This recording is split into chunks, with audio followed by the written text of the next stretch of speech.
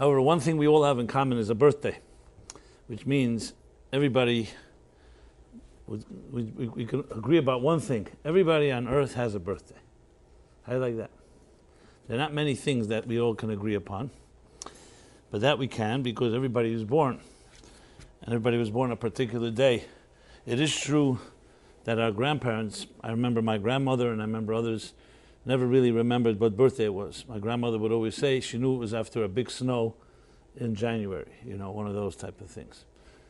I guess that there was a point where maybe people were more secretive, but the bottom line is everybody has a birthday, which means everybody has the moment, the day that we emerge on this earth. Now there are many, we all look in life for resources, for assets, for powers in order to deal with life's struggles. Life has many challenges, and they that are posed to us on a daily basis. Some are easier to handle, some are not that easy. And of course we look for tools. We like to have a good arsenal, a tool chest of, I don't want to call it weapons necessarily, but we'll say it's instruments and tools to be able to deal with various issues we deal with. And at times we feel sometimes inadequate where we don't have the tools or the instruments or the methodology. But as there often is the case, that often that our greatest assets are right near us and we're not even aware of it. You can have a resource that can be a very powerful one and you may not even know it exists. And the reason for that is because we don't always look right inside ourselves and we can't always see what's inside of ourselves. Like, what potential do you really have? At times we find that we're faced with a particular challenge and we didn't even know it, and we rise to the occasion and suddenly you find and discover new strengths that you never imagined you had, which frankly is most of our discoveries in life are quote-unquote accidents like that. They don't come planned, they come based on a circumstance. Suddenly there's a crisis, a challenge, a difficulty, an impediment, you're faced with something you didn't expect. That's what experience is. The word experience comes from basically the trial and error of life. And often we do learn that we have strengths that we could never have imagined.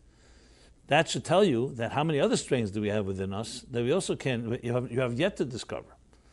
So just as a lesson in its own, even without getting into the details of this discussion in this class, the lesson always is there's never room truly for resignation and for fatalism and for hopelessness, because just use your common sense.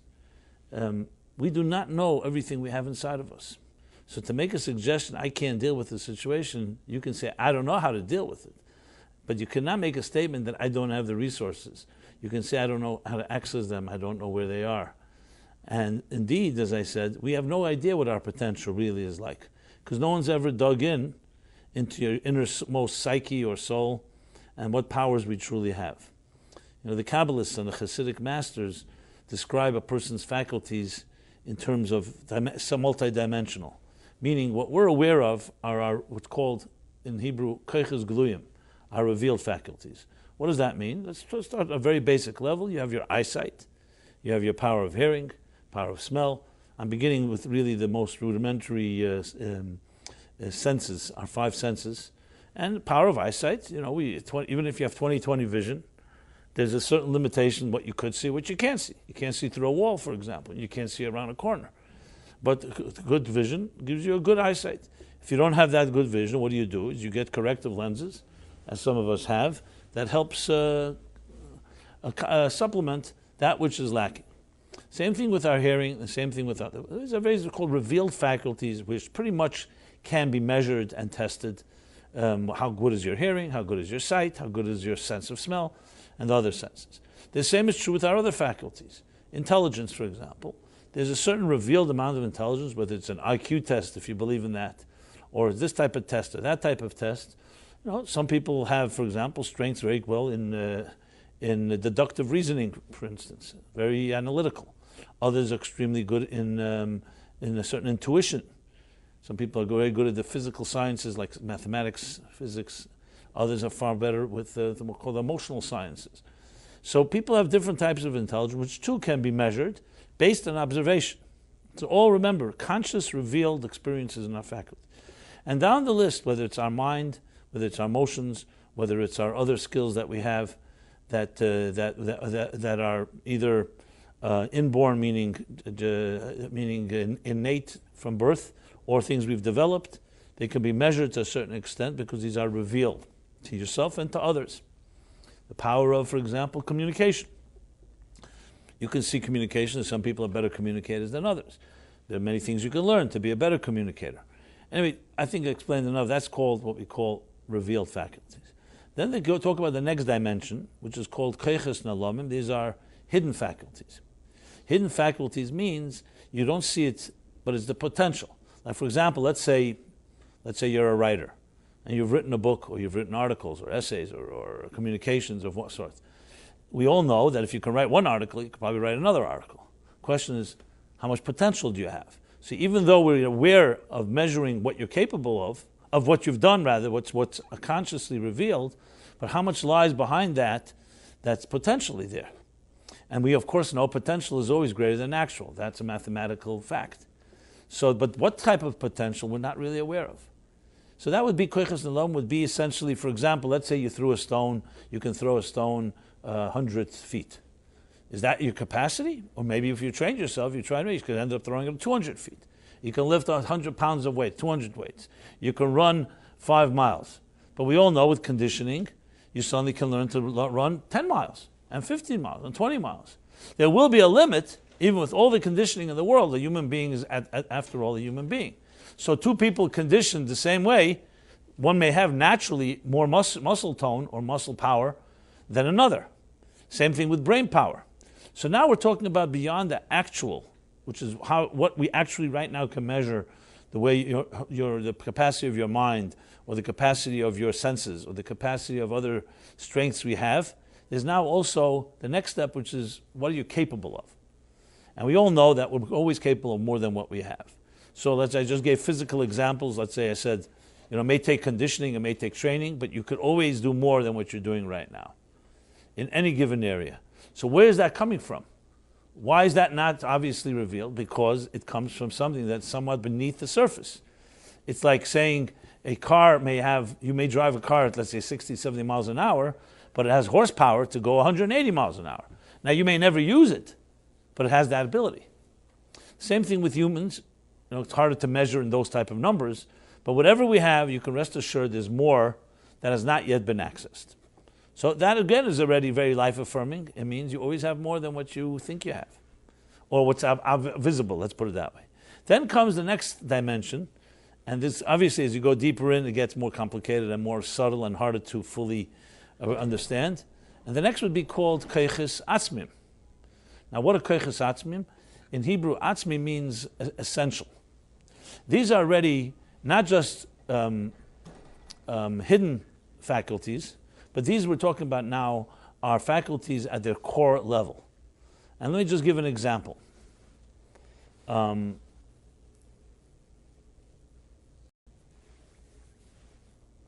remember, I'm sure everybody remembers in their class, you had classmates. Some people were just smarter, literally had more brain power than others. And they usually were the ones that were, they picked up things quicker and, sure, okay. I like a book you wrote. I'll take a picture of you. Okay, I'm with you after. there you go. Yeah. A book is not, a person is not always as good as the book they wrote. Just remember that. Sometimes better. Sometimes better, that's true. So for example, so in all classmates we have in school, people who have literally just born with more intelligence, or I guess I don't say intelligence, I would say with more brain power, ability to pick up quicker, and so on. But then there are students, and I remember a few very well in my class, in my young years, where they didn't have such, their minds may not have been as good as some others, but they really worked hard. They exerted themselves, they strained themselves, and with time, they became, in many ways, surpassed even people with better minds. Why? Because a mind is, just as I said before, it's not just what you have, it's also what you can access. And a person may have, you may have a person, as I said, that one person may be able to have their muscles, if they conditioned and trained themselves, would be able to run, let's say, a 20 mile marathon in a shorter period of time than someone who has weaker muscles. But if that person is more conditioned, they can run faster and longer than someone with less conditioning, even though the former one with the more muscles may have more power, but they didn't access it. So what does exertion do? What does effort do? What does training do? It can actually access powers that may not be revealed. That's on the hidden level. But then there's a place, as I said, the third dimension is we're talking now getting like to the core. Think of it like getting to the core where the energy source, the mouth of the well of where these faculties originate from in the spirit, in the soul. And that requires a lot more effort, obviously, and a lot more, a certain, say, commitment to be able to access that power. Now, there's more levels, but I just don't want to go, it's not the theme of this discussion here, that's why I didn't want to go into all the levels. There are another 2 levels that I didn't mention, but the bottom line is our soul, or some call it our psyche, has tremendous amount of power. As it travels from the superconscious, which means the innermost regions and the innermost recesses of our soul, to the outer, obviously the power gets diminished, like it is with anything. If you think of, let's say, an eruption of a volcano, you can rest assured whatever's happening on the surface within the core of the volcano is far more turbulent and far more powerful. So we see, if you go to Yellowstone Park, you see the geysers, or you see other expressions, whether it's a volcano eruption or it's a geyser or any other thing. What we see is just the surface of what's really happening far beneath the surface. So essentially, think of ourselves, our faculties are the same thing. What you see in a person's behavior and the way they function is what you see on the surface. Then, if you go a step beneath the surface, we call them the concealed faculties. But concealed can be concealed, and it's just not revealed today, but tomorrow you can see it. It's just a matter of, it's like something is concealed in a box, and you open up the box and you see there's more power to it. But then there's a level that's concealed that you actually can't even access it directly, because it's not like just hidden and you have to reveal it. I'll just give an example. One of the examples given in Hasidic literature is the difference between a hot coal and a flintstone. Okay, a hot coal, as you know, a coal that is that you see is blazing, or has been, you can see it's red and the fires are coming. But sometimes you see hot coals, and if to an untrained eye or someone who doesn't know, it may even look burned out. It may have already been after. Sometimes you can't tell the difference between very hot coals, white hot coals, and coals that have already burned out, unless, God forbid, you touch it or you fan it. So where's the flame in those hot coals? The answer is it's concealed. It's there, and it's contained within the coals. If you fan it, or you get closer to it, you feel that heat. And in many ways, that heat can be even more than a coal that is ablaze, that a coal that is clearly a red coal or something that you see. Now, a flintstone is different. A flintstone, even if you fan it, you're not going to get anything out of it. A flintstone, you have to strike it. You strike it hard, and it elicits a spark. And that spark actually can light a fire. So if you try to open up the stone, you're not going to find any sparks. If you touch it, you're not going to get burnt. As a matter of fact, you can put a flintstone in water, and it doesn't extinguish the capacity for it to give off sparks. A hot coal you put in water, it burns out. So there you have like 3 dimensions. You have a coal, a fire, open, revealed fire. That would be like the revealed faculty. The hidden power is that which is there, but it's just not obvious right now, but it's right there beneath the surface. And then there are powers that are called those that are so within in the core, they're not even in any form or fashion yet any type of flame. But if you strike it, if there's a crisis, or if there's any other type of serious exertion, you can access even those powers. So it's fascinating if you think about it, because then we could basically have a model, a formula for educating and training people. You begin with what you have, what you see you have. You can always assess a person's conscious revealed faculties. Then you work on trying to help a person fan the flame, so to speak, and discover what is beneath the surface. That doesn't require a lot of effort. And then there's what requires a lot of effort, which is the exertion, or the equivalent of striking the flintstone. And that can be a crisis, that can be also exertion. Strong effort. I mean, like when you struggle through something. We all know when you're reading something or researching, or you have to prepare a paper, or in school or whatever it may be, or a presentation at work, there are times you really struggle and it's really difficult. So we all think, I wish it wasn't so difficult, but frankly the difficulty is like striking the flintstone. It actually elicits the capacity to reach into the core, and we all see. And I have this experience on a daily basis almost, because when you're writing, you're always in this situation where there's frustration, you don't have the total clarity, and so on. The exertion, the thing we hate most, which is all that effort, and even the confusion that precedes clarity, ends up creating a crystallization that you can never reach without that exertion. The equivalent of reaching sparks in the Flintstone. So basically, essentially, it's like another expression used sometimes is coming from Hanukkah, is a fitting expression of pressing an olive and eliciting its oil. You can't get the oil without pressing it. So bottom line, there are things that are at the surface that you can access. There are things that need a little effort, and then the things need a lot of effort. And that a lot of effort reaches deeper into your soul's powers. So if someone were to ask you, or to me or anyone, what are you capable of? You could at best say, I know what I've accomplished, or what I think I can accomplish, what I do right now. But we don't know necessarily what's going on in the hot coal that is not so revealed, and definitely we don't know what's going on in the Flintstone dimension, where it's so hidden that you need to strike it. You cannot dissect it and say it's there.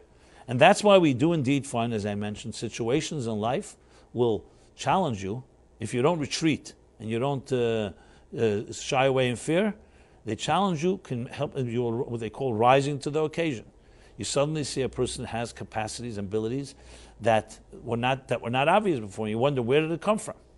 It was there, but it required a strike. It required either a crisis, a challenge, sometimes a competition.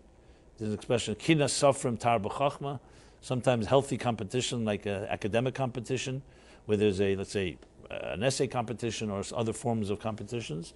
So when you have someone that you is challenging you, it'll push you further.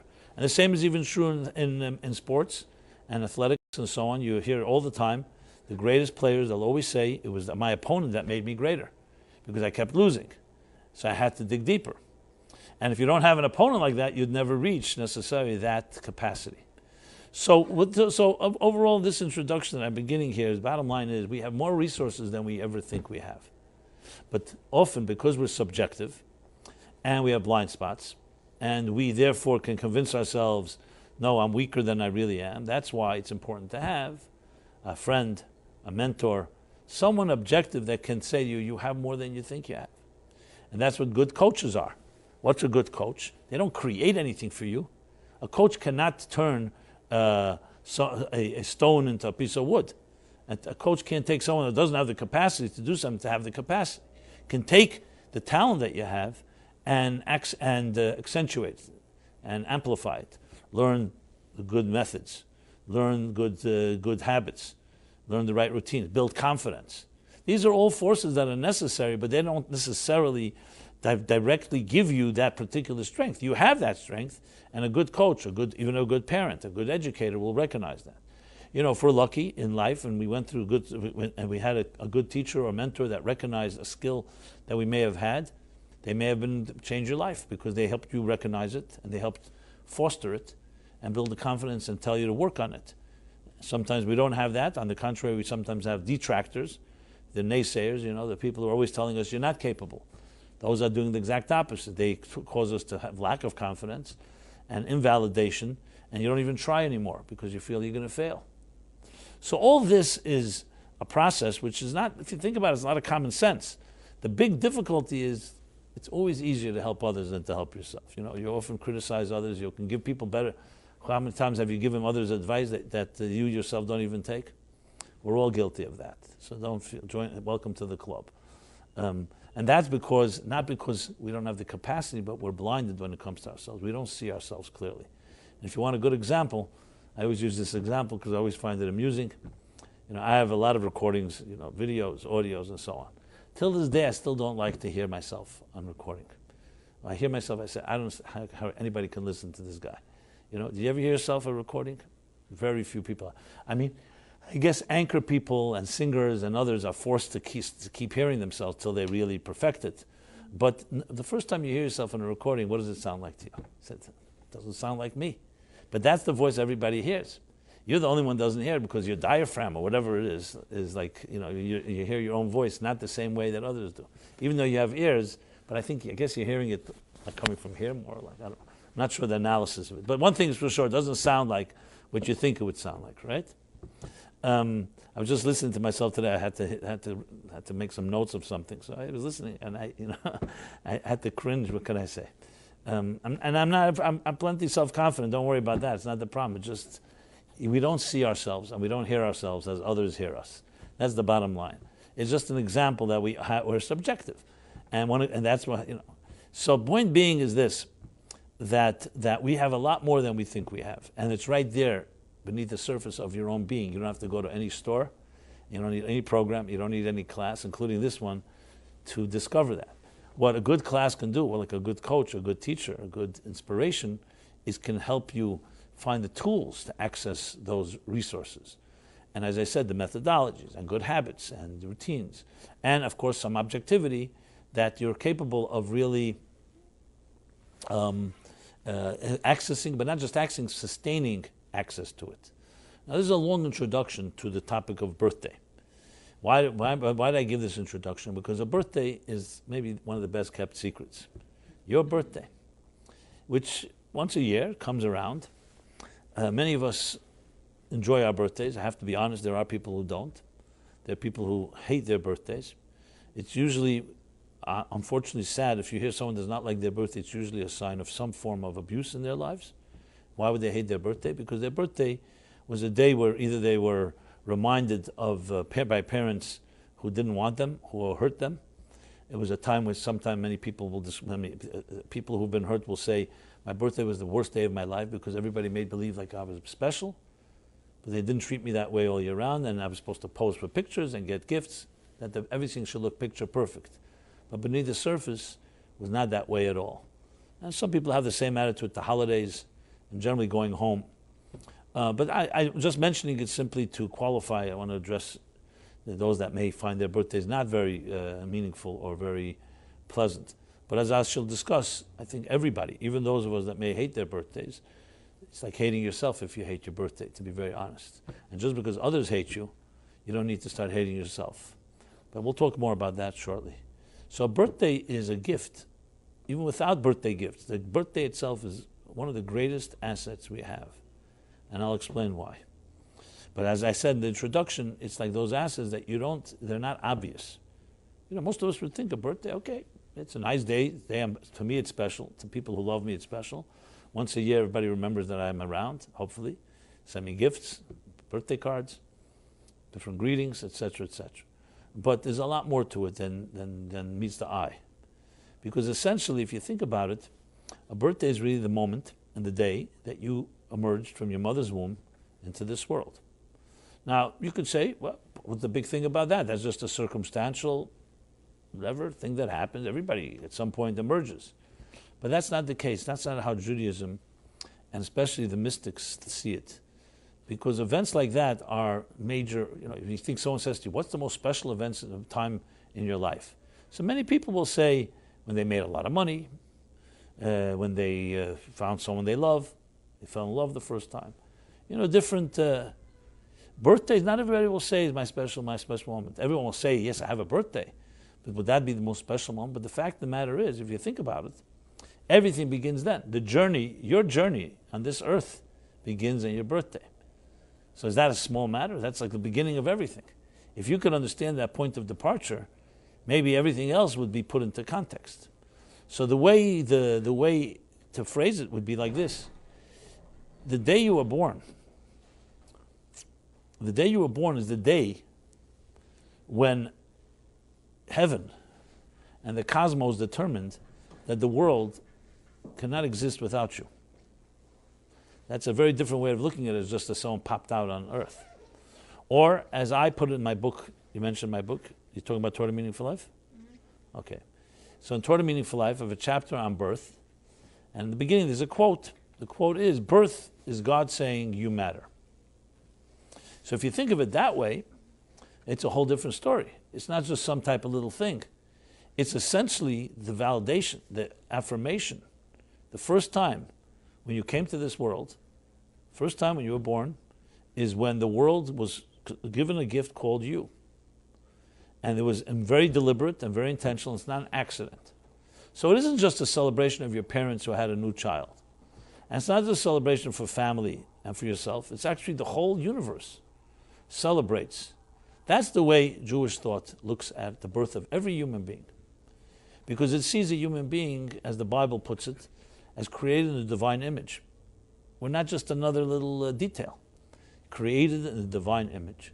And that you play a role, an indispensable role in this world, and have an indispensable mission that you and only you can accomplish. And that's what your birthday is saying. That mission began the moment you were born. The moment you were conceived, the process began, but you were not yet functional then. You were not yet an independent entity until the moment when the umbilical cord is cut. And I know many of us have to cut that umbilical cord many times in our lives, figuratively speaking. But on a physical level, when you become an independent entity that breathes and eats and drinks on its own, even though you're still a vulnerable child, is your birthday. And the second thing that's important to remember, that in Jewish thought, the mystical thought, I've mentioned this many times, time is not linear. Which means sometimes you hear the river of time, past, present, future, like a river. And the mystics explain that time is actually more like a cycle, or I should say even more accurate, a spiral. So a spiral means time goes on an axis, and every year, when your birthday comes back to your birthday, it's not just you remembering you were born 10, 20, 30 years ago, whatever one's age is, but actually that moment goes back to the point in time, the point on that axis, in that cycle, in that spiral, when you were born, when everything is renewed. It's like the renewal of your mission then. So a birthday isn't just a commemoration, it's actually a recreation. And that's the same is true for the record for holidays. Rosh Hashanah, Yom Kippur, Sukkot, or any holiday. A holiday isn't just remembering something that happened. But every year Passover, or for that matter Purim or Hanukkah, the events that happened the first time are happening again. They may not be happening in the physical sense of it, but spiritually, whatever happened then is happening now. So on a person's birthday, all that energy, all the cosmos that made the decision that you should be here on earth, they all renew your contract. So the birthday, therefore, is literally every year that same celebration. It's recreating and revisiting that same point in energy and time when you first were born. That's why a birthday is more than just a commemoration. It's actually a recreation of, a repeat of, obviously on a different axis of the spiral, but the same point. And that's why it has that type of power.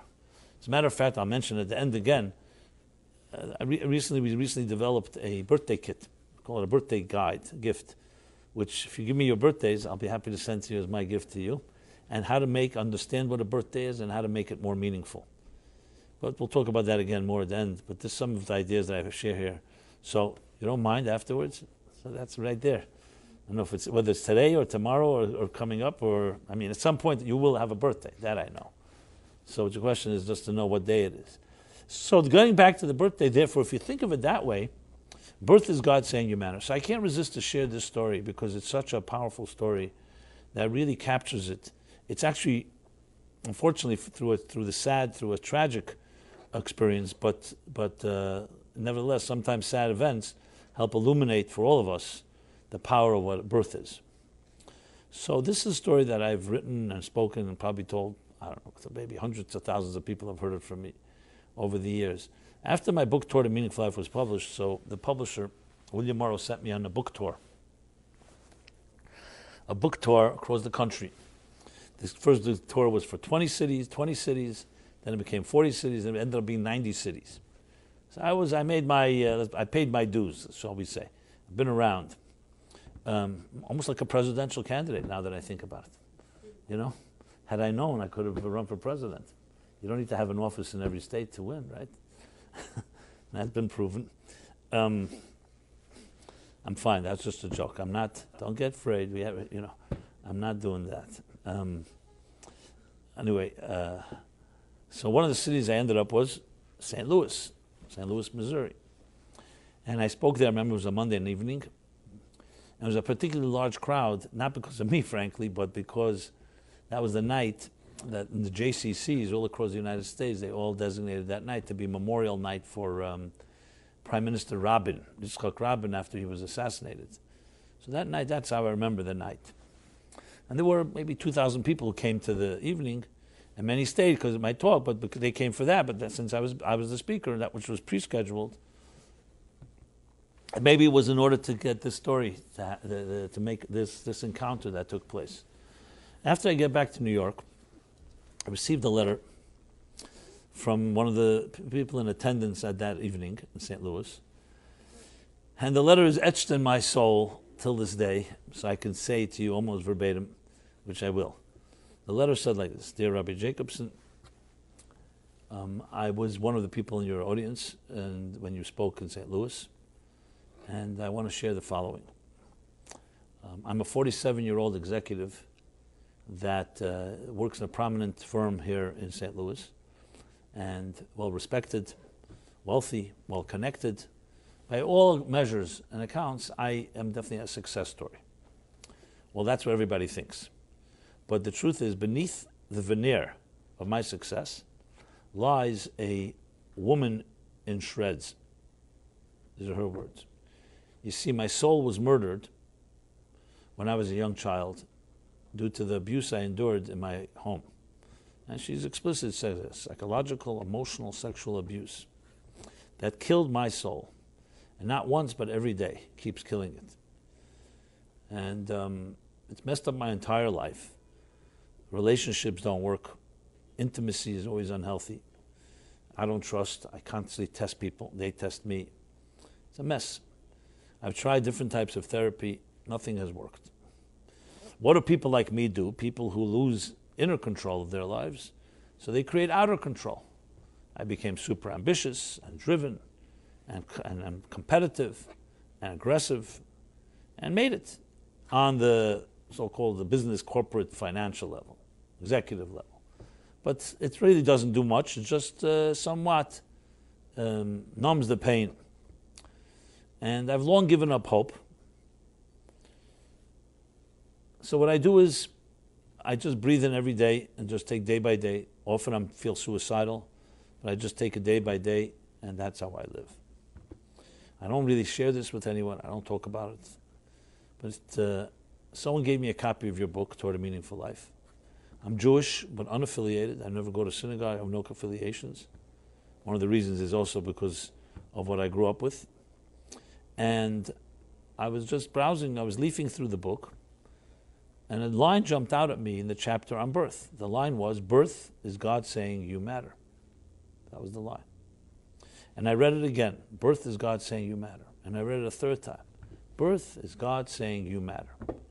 And suddenly, 47 years it took me to get to this point.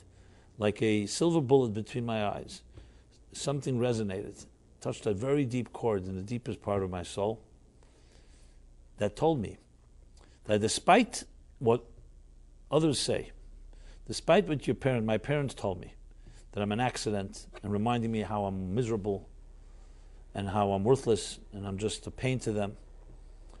Despite what they did to me, despite what society tells us, that our value is no more than a statistic on someone's balance sheet, and that our value is based on our looks and youth and buying power and equity and performance. Probably added a few more things I don't even remember. Despite all that, I matter to the one that matters most. That's God. The mere fact that God put me on this earth, I gave birth, and I was born in the world. That alone is a vote of confidence that God said, I want you, I need you, you're indispensable. So no matter whether I accomplish something that day, whether I perform, whether I live up to someone's expectations, it doesn't matter. That's the only thing that matters. And then she concludes, and you can call this eloquent if it weren't under the circumstances. She writes, so though I have many years to heal, but for the first time in my life I have hope, because I know what I need to do now. I need to create bypass surgery to bypass the infected arteries that were so polluted and injured by the abuse I endured, and reconnect to that pure moment when I was born, that pure moment like freshly fallen snow, when God said, you're my child, I love you unconditionally, I need you, and you matter. And then she concludes, so thank you for giving me back my life. This is the letter. Almost 20 years ago. Now you could imagine, and even when I say it now, same feelings I had when I first read it, I was like so emotionally overwhelmed by it. I was crying. And, firstly, a complete stranger, she never met me, sharing such a sacred trust. And I actually went back to the book, to be honest, to read the chapter. Because even though I wrote it, but a book, once you write it, it belongs to the readers, not to the writer. Readers read as they see what they have to read, what they read into it. So I wanted to see it from her eyes. So obviously I read it with a different type of feeling. That line, I mean, I know where I took it from, and I know what I meant. But till you see it, how it really saved a person's life, I mean, that's pretty awesome and humbling. I wrote her back, of course, a note offering my help and support in any way. I asked her permission to tell the story, which she gave me, and she told me not to mention her name. And we still stay in touch. 20 years later, she's, and she asked me not to give her name because she says, I'm sure other people have similar stories. They may want to contact me and they want to help me and so on. I don't need that. And I respect that, and that's fine. And she still struggles. It's not like it's all solved, but she does have a plan, and it works for her. And she's no longer this woman in shreds, as you put it, that she's no longer a murdered soul because she's discovered her purpose. And she's still successful in her way, but she's discovered something. And this letter, as I said, besides sharing it, it's always haunted me, frankly. And since it haunted me, and I'm a speaker and a writer, I make sure it haunts others as well. That's what you do, And what do I mean by haunted? Because it struck a chord in me as well. I started thinking to myself, and I started asking myself and people that I meet, and I ask you the same thing. Do you think you matter? So firstly, it's always encountered that question. People chuckle and they snicker or whatever it is. Of course I matter. I have a healthy ego. I have plaques on the wall in case you need proof. I have family that says I'm adorable and I'm great. I did this, I did that. We all have our accomplishments. Real, imagined, doesn't matter. So people, what do you mean? Of course I matter. So then let me rephrase the question. If you were never born, would it make a difference to anybody? Would it have made a difference to anybody? Now that's a very different question. Once we're born and once we exist, it's called circumstantial value, then of course we figure out ways to justify our existence. But if you were never born, remember, it wouldn't be a tragedy if you didn't appear because no one's expecting you. So it's not like something's missing. It's once you're here, you try to make your life meaningful, and many people do. I'm not taking that away. But on a cosmic level, do you absolutely matter? 7 billion people on Earth. What would really be different if you didn't exist? Even very arrogant people have difficulty answering that one. And then I've seen people become uneasy when I ask this question, because then you start wondering. And I can tell you, people have told me, well, you put it that way, I don't know if I really matter on that level. On a cosmic level, on an indispensable level, I matter to my circle, my sphere of influence, my family, friends, workers, people I contribute to in one way or another. And many people say, I'm not sure I matter on that level. Or actually, some people have said I don't. My point is not to make anybody uncomfortable. My point is just to drive the point, to make a point. And I said to myself the same question. I said, look, I'm the oldest of 5 children. Okay?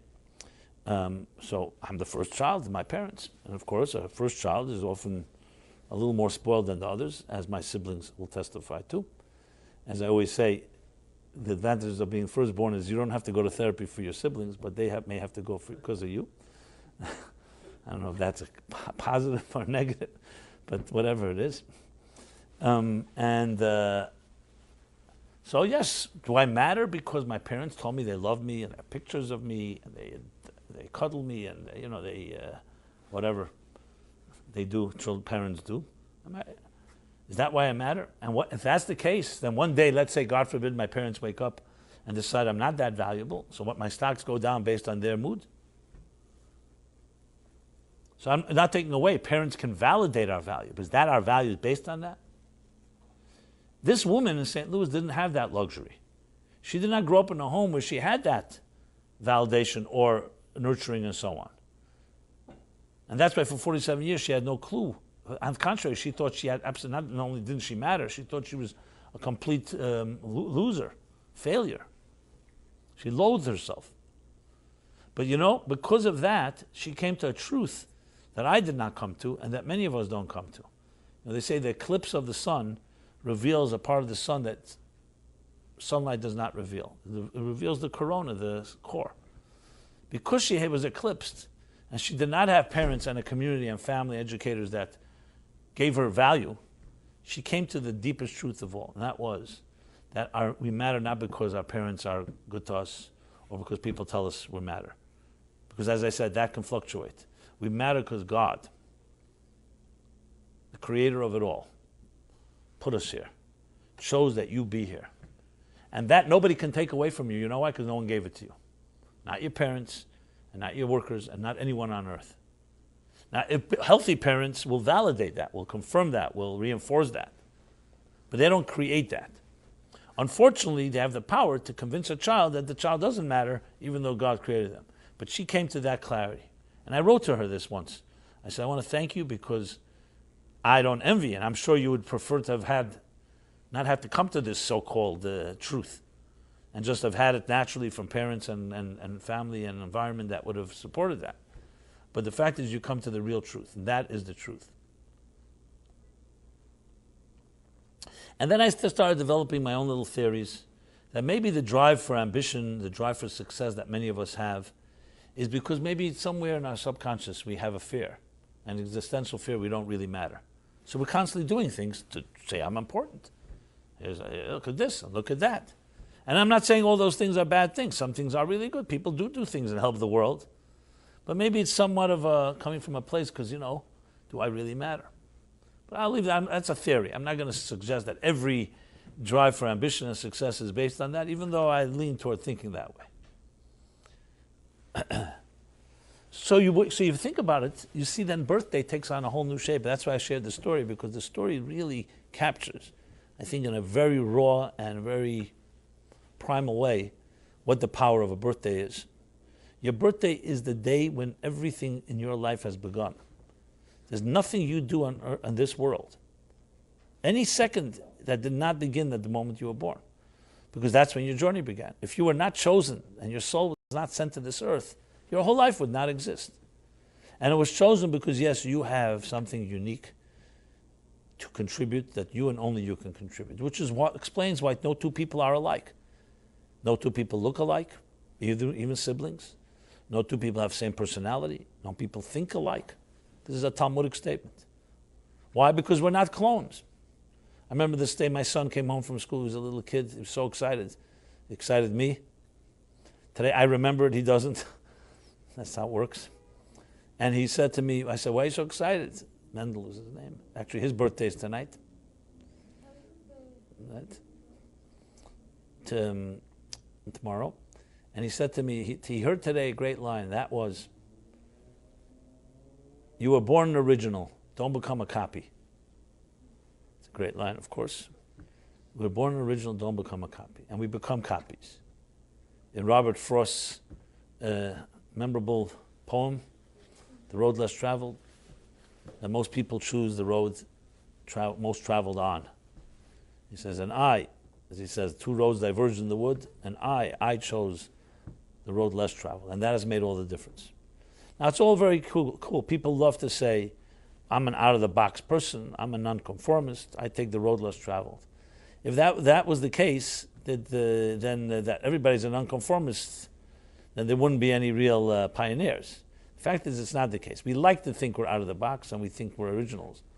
But the fact of the matter, much more than we may imagine, I've talked about this a few weeks ago, we're deeply influenced, more than anyone even knows, by what others expect of us, what others think of us, the fear of what they will say if I do or do that, or not do something. You don't have many people that have that complete independent spirit. And some that do are not necessarily healthy either. They maybe go overboard the other way. So it's not some thing that you find pioneers every day. Yes, in business you may find pioneers, but I'm talking about really, truly spiritual pioneers that have that type of, and they don't necessarily have to change the world, but they live by their inner voice, because they're completely affected by one thing and one thing only. What is the mission that God sent me to this world to do? If you know that, and you know that God is watching, and every second, are you living up to that mission, then what the damn difference does it make what others think? To go look for other people are going to help validate whether you're fulfilling your mission. Now, I know it doesn't make sense, but emotionally, as I said before, we're blinded. Emotionally, we are dependent.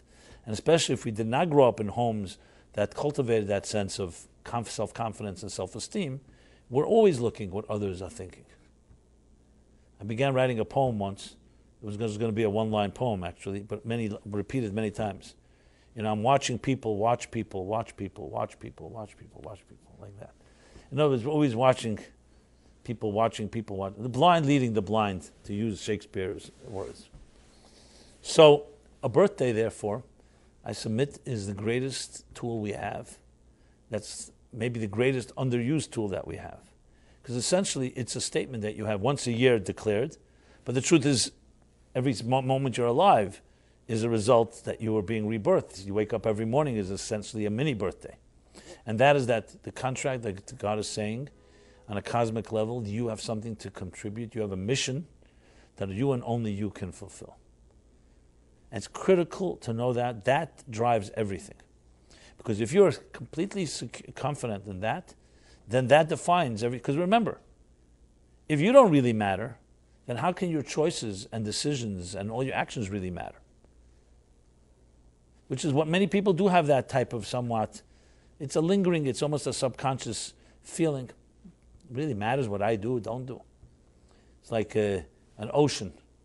Someone's going to drop another drop of water in the ocean, what difference will it make? They tell that analogy of a poor town, poor shtetl, and they heard the news that there was a great king, the great king of the whole empire was coming to visit this town of all towns. So all the poor people got together. We need to do something special for the king. So what are we going to give him he doesn't have? He has everything. So they said he'll appreciate our gesture. So they decided they put a big barrel in the middle of the town, and everyone's expected to pour in a jug of wine. They had wine. Now, wine was expensive, but that would be a gesture. Everyone a jug of wine, and together they give the king this great big barrel. And for the king would appreciate their effort and that they went out of their way, at their expense relative to their economic status. It was a gift. Now, of course, there was a smart guy in town. He tells his family, he says, listen, wine's very expensive. It takes 3 months to make the money that we need for wine for Kiddush or Shabbos or holidays and so on. Since everyone else is going to pour wine into the barrel, we'll pour a jug of water. Who's going to know? Now, unfortunately, all the people in town were just as smart as this guy was. And they all said the same thing. So the king ended up getting a big barrel of water.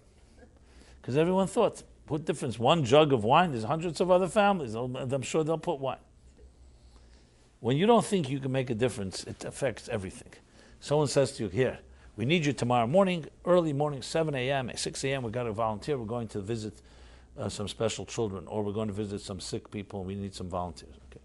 You'll say, 6 o'clock in the morning, please, I'm tired, I'm exhausted, had a hard week, whatever it is. I'm exhausted from not doing anything, which also can exhaust you, So the person who's invited you says, okay, listen, if you can't make it, you can't make it. How many people are going to go if they hear that? But if you're told the following, we can't do it without you. If you don't come tomorrow 6 a.m., people are going to not get what they need. We cannot do it without you. That's a different story. Then you feel you're needed. We live in a very increasingly depersonalized world where friends are Facebook friends. As they say, and this isn't even a joke, that the people who created social media are the most antisocial people you'll ever meet. I met some of them. But they created friends. So what kind of friends? The best friend, if you're an antisocial, who's a friend? Someone you never have to see.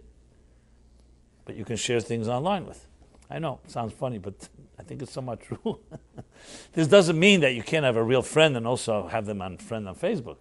But it means you can have friends that are not really friends. So we live in an increasingly depersonalized world. Then we have reality TV.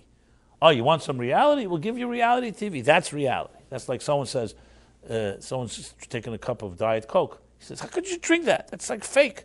You have to have the real thing. What's the real thing? Real Coke. Like as if real Coke is real. It's also some chemical or whatever it is, It's also a fabric. It's not water. It's not bread. Or what Walter Matthau, I think, put it this way. He said, you see this couch? It's authentic imitation leather. You hear? Authentic imitation leather. Okay, so I need any more jokes to make the point? It's pretty clear, right? So we live in a world where it's sometimes hard to know where the lines blur between reality and fiction, especially in the latest period of time. Television is like, it's an entertainment. Is it real? And you get older you come to realize that, best is probably to get inner stimulation from within and good friends. That all these outer stimulation may be very good distractions and excellent babysitters, but it ends up has nothing to do with reality, that's for sure. Reality is what goes on. Reality is a mother cradling a child and saying, you matter. That's reality. And everything else is secondary. Not even secondary, is meaningless. So when you get to so you think about that, we live in this depersonalized, so it becomes very, very, we're addicted essentially to forces and to a diet of things that do not feed the most important thing, which is that you truly matter on the deepest level. We're not even encouraged to think that way. And especially when you add into the whole marketing, advertising world in which we live. We're being inundated with messages that if you buy this, you'll be a better person. If you smoke this, if you travel here, if you look like that, look, what do basically ads do? They either telling you, here's how you get pleasure, or here's how you avoid pain. It's the pain and pleasure principles, as they put it. And that's what it is. When's the last time you see a big ad billboard that says, birth is God saying you matter. You're indispensable. Unless there's a bottom line that says call 1-800 so-and-so, you're not going to get such a message. Because why should anyone give you a message like that? How is it going to be monetized? How is it going to be sponsored? So it says, you're indispensable, call 1-800 and find out how. That's like the story, the Woody Allen joke, where the guy comes to the rabbi and says, Rabbi, I hear that the Torah has a secret to all the truths of life. Absolutely. I hear, can you teach it to me? Sure. How much will it cost? How could I charge you? God didn't charge Moses and the Jewish people. Moses didn't charge for delivering it. Wow. So he's doubly impressed, the truths of everything, and for free. Well, they sit down, and of course the Torah is in Hebrew.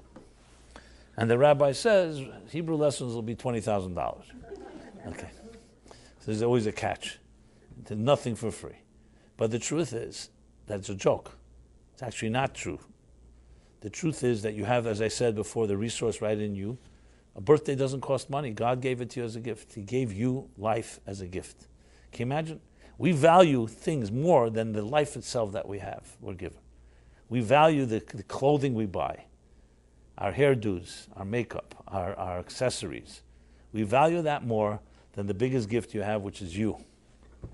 Because we live in a world that never talks about you and they don't celebrate you. They celebrate something to convince you that this will make you happy, and this will make you this, and this will do that, and this will make you diet, and this will make you, feel less depressed and less sad.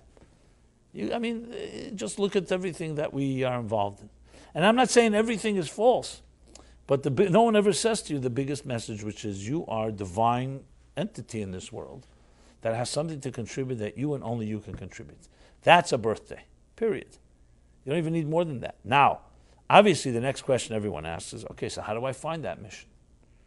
Good, I love that. Who doesn't love to hear that they're indispensable? But tell me, what am I supposed to do? So the answer actually lies within the question. As they say, the question of a wise person is half an answer.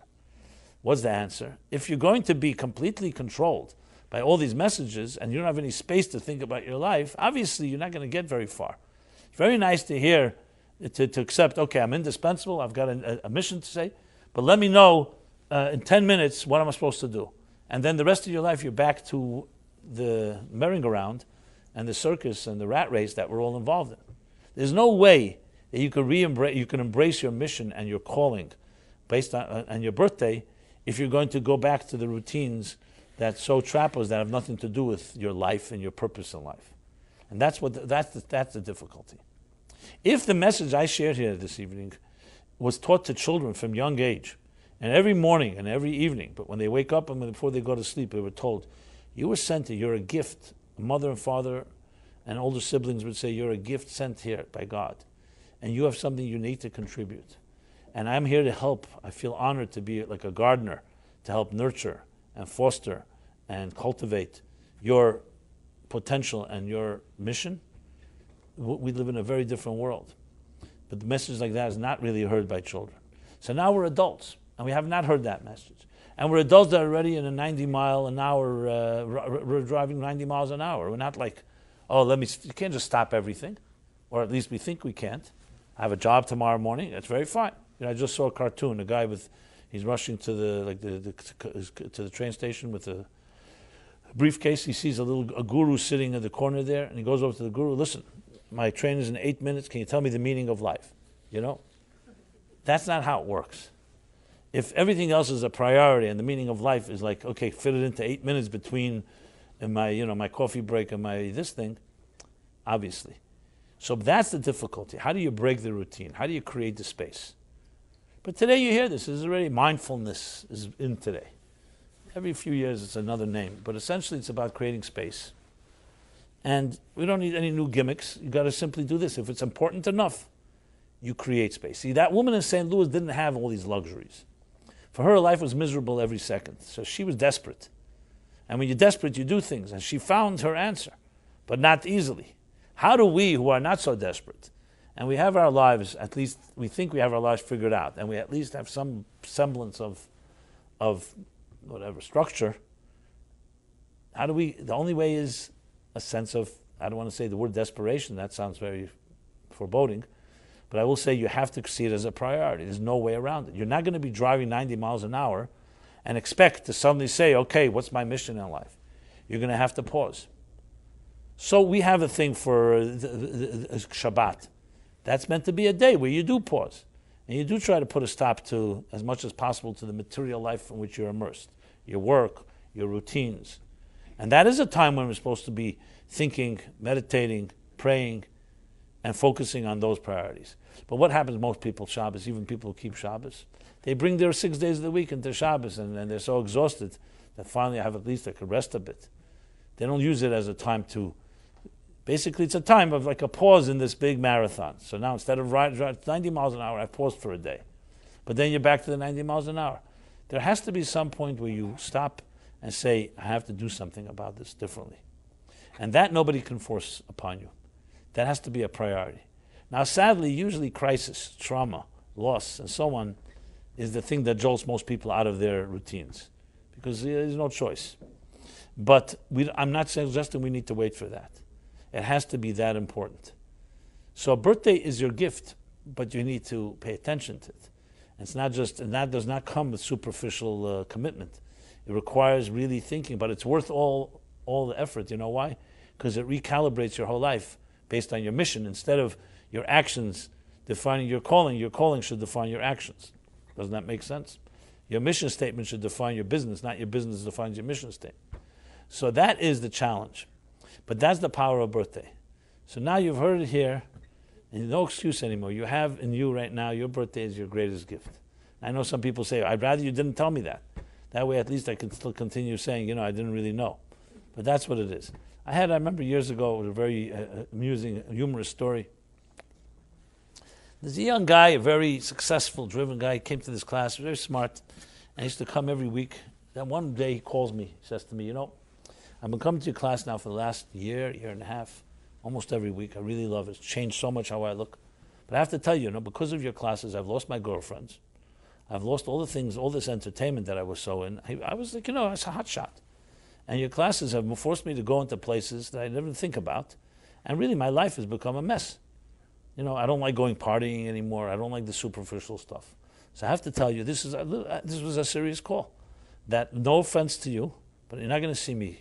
I have still some young years in my life. Once I retire, I'll get back to you and an introspective life.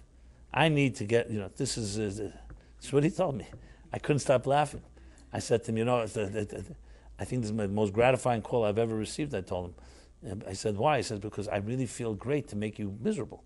And how many people can say, I feel great at making you miserable? Or they say, I make happy people miserable and miserable people happy. You know, it's a good calling card, good pickup line. So anyway, so I said, look, I'm not here to tell you what to do. Enjoy your life. I mean, literally, he said to me, I have too much action still I need to do. But he recognized it. Now, I smiled to myself. I said, let's see what happens. Well, something around 4 or 5 months later, he shows up. And I didn't say names. I told the story. And I said, there's a guy, I don't know if I'll ever see him again. He was sitting there in the back. So I talked to him afterwards. He says, I couldn't stay away. It's impossible. He says, once you hear it, it's very hard. He says, I've been pushing it away. I have to find a way to balance the two. Anyway, at least the guy was honest, which I appreciated. But what he did was, I know what he did. He was a very good-looking guy. And, he was this sexy dude type of guy. And he says he used to bring girlfriends that he was dating to my class here. It wasn't in this room then. We were in another place. So I said, why are you bringing these? Why are you doing that? He says, it's the best class. He said, because I would find out everything about them. Because afterwards, they either tell me, I don't understand all this stuff. And he knows right away that's not for him. But if they do, he says, you really find out a lot of what a person is about because you're forced to start talking about deeper things instead of talking about whether you like this movie or this restaurant or that restaurant or this music or that music. So anyway, it became a little tradition. Once in a while you'll see it. I don't know, today it's online, I think, so people more do it. It became a tradition. People started bringing their dates here. Men brought women, women brought men. I don't know. It became interesting twist because it was like a class that they provoked things. Provoke conversations. Instead of they have to provoke, I'm the one that provoked, and then they, So, I remember when Stephen Dubner, who helped me, the editor of Torah Meaning for Life, he went on to write Free Economics. You may be familiar with that, with Stephen Levitt. So he would tell me, he actually wrote his own book later, Turbulent Souls, because he was the the youngest of 8 children, born to 2 Jewish parents who converted to Catholicism. It was a story. He was a New York Times writer. I don't know if you've seen it. So I remember when he was writing, I would send him my chapters and he would edit. So when we were working on the chapter on love and marriage, he said to me, "You're destroying my whole romantic life because nothing that I have in my life rises to these standards here, lives up to these standards." And he told me. Then later, when he married his wife, he asked me to say a few words. I said, "You know something? There's a man here, the man who's getting married, would not be marrying this woman had he not been working with me and discovered a higher standard for love and marriage." Anyway, so sometimes it's good to higher the bar, as they say. Raise the bar, right? Very good. Raise the bar, and that way our standards get higher. So sometimes a bit could be a little intimidating, but that's how you grow. Let's be honest. Growth comes with some type of angst. You want to reach greater places. So our birthday is unbelievable powerful. And as I said, let me know when your birthday is. You could write it down for me. We could also figure out when the Hebrew birthday is if you like. And we'll send you a gift from me to you, how to make your birthday more meaningful. It's like a guide. We made a very nicely designed thing, which I really think could really help people. I mean, some things I said here, there's more to it, of course. But remember, it begins with creating the space. And that's a good thing to do on your birthday, is to create that space so you can think about it and make some real resolutions, not like these New Year resolutions that last from January 1 to January 2, if even that much. But something that really is sustained. And of course, having an environment, people that think like this. Because it's very difficult to be alone in this type of journey, of a meaningful journey, of a purposeful life. Because you have people around you and they're more superficial or they're involved in other things.